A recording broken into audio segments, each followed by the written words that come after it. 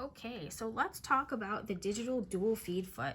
So I have the digital dual feed foot on my machine. That's what this guy is right here. And there are a couple of different attachments that you can use for this. So the one that I have on right now is called the Stitch in the Ditch attachment. So I'm going to put that back on there. And this digital dual feed foot is designed for quilting. So whenever we are quilting something and we have our layers, so I have backing, batting, and my topper. The best practice for stitching an actual quilt is going to be to use some sort of a walking foot. There are a couple of different choices, and I do plan on sharing the standard, I guess it's not the standard walking foot. There is a deluxe walking foot that has 3 interchangeable soles. One is the standard, one is an open toe, and the other one is a stitch in the ditch. So this is the dual feed foot. We will discuss the standard walking foot in a moment. So stitch in the ditch. This is designed to do exactly what it's talking about. It's designed to help guide you so that you can stitch in the ditch. Why we might want to do this is so that sometimes we don't know what we want to quilt, or we don't want to take away from the quilt itself. We want the fabric or the design of the quilt to show, and not necessarily the quilting. Sometimes we want our quilting to accent it, but sometimes we don't want to.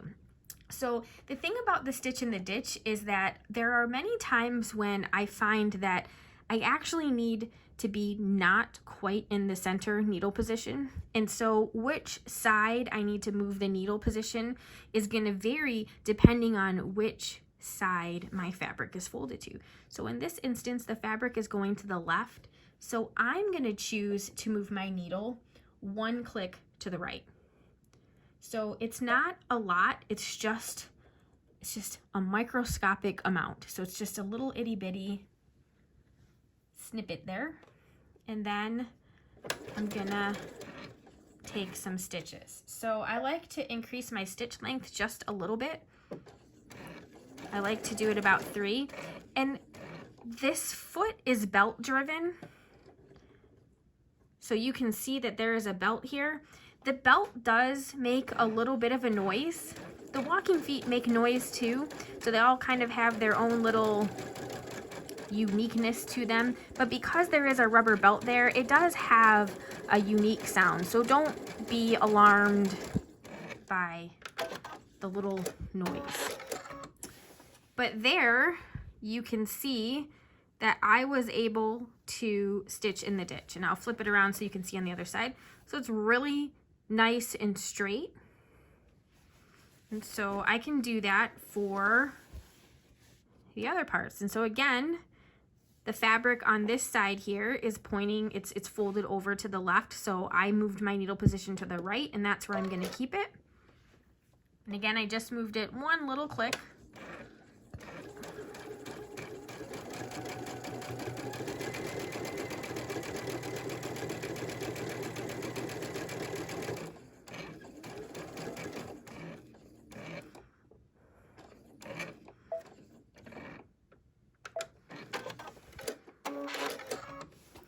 And there we are, nice and straight and in the ditch. So that is what the stitch in the ditch foot allows you to do. It allows you to stitch in the ditch. So is there anything else that I could use this for? I could use this foot to edge stitch, just like I talked about a little while ago. So what if I moved my needle position over as far to the right as I could, and then used the little guide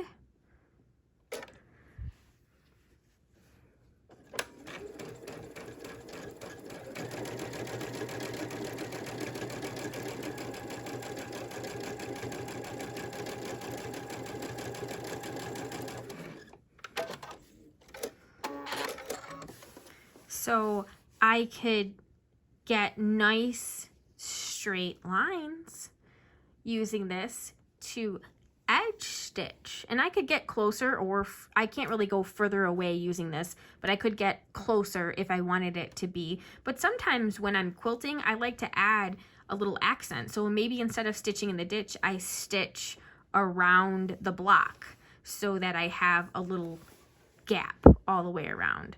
So let's do that around this particular block here. So I'm gonna put my foot down again, and we'll stitch on this side.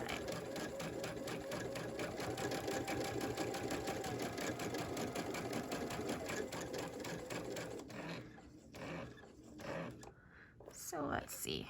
Sometimes you're not sure where you're at. So obviously I have to go a little bit further.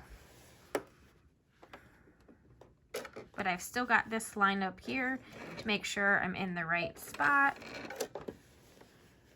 And there we go.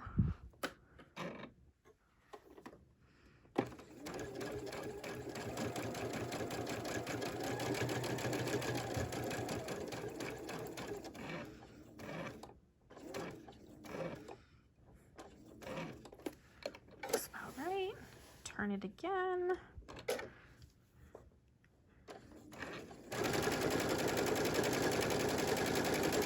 And off we go. So here I just did a little echo around the outside edge. Again, same foot.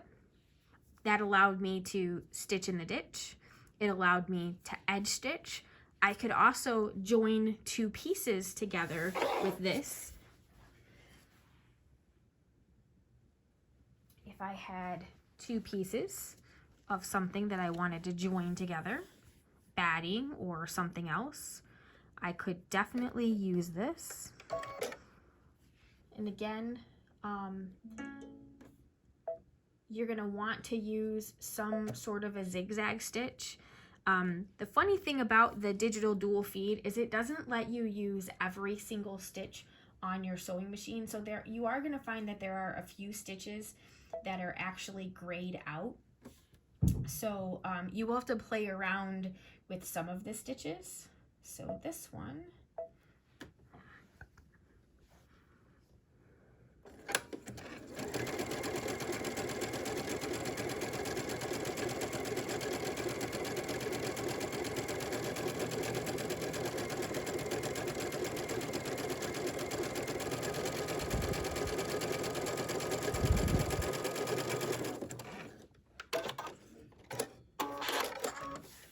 and there we go.